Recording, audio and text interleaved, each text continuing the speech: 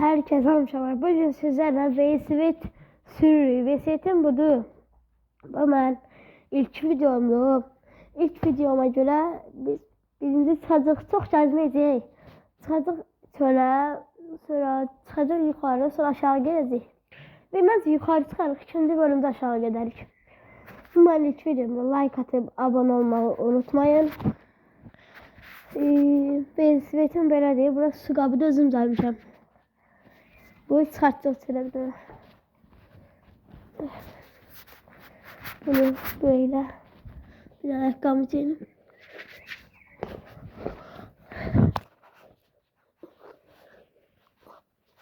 Aha. Bunu çıkartacağım şöyle. Çekil. Bu da ben itimdi. Bunu birinci yavaş indirek. Şöyle indi. Bunu söylesem itimi koysa. Sen çekil.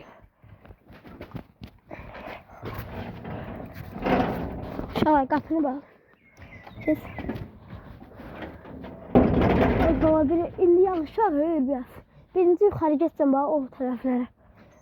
Sonra aşağı geleceğim. Çıkmaya başlıyor yukarı. Yavaştan.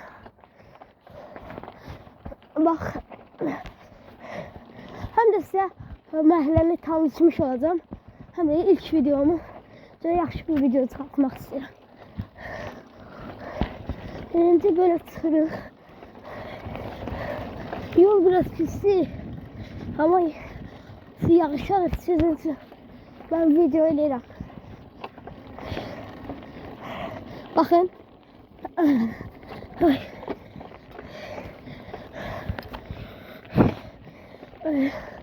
Kalktık burada aşağı ineceğiz.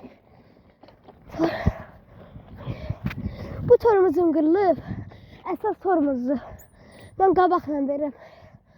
Ay, düşürük uşaqlar. Getdi. Əlsiz uşaqlar. Baxın əlsiz.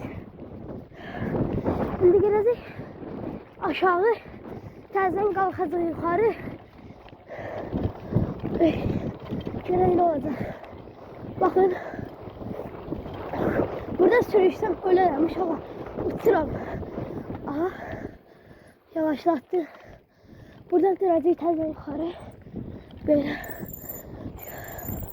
Uşaqlar patenlik dağılıdır. Tüh. Sığıldıyır. Təzədən qalxıb təzədən inəcək uşaqlar. Oy. Sonra videomuzu bitirəcək. Bu video kısa oldu çünkü ilk videomdu. Yoruldum. Oy.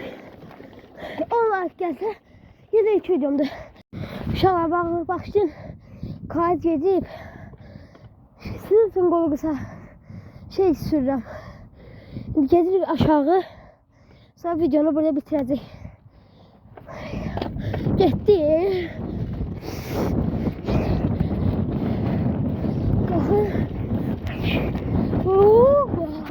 Uşaqlar kaydım pis idi. Kaydı yandırdım.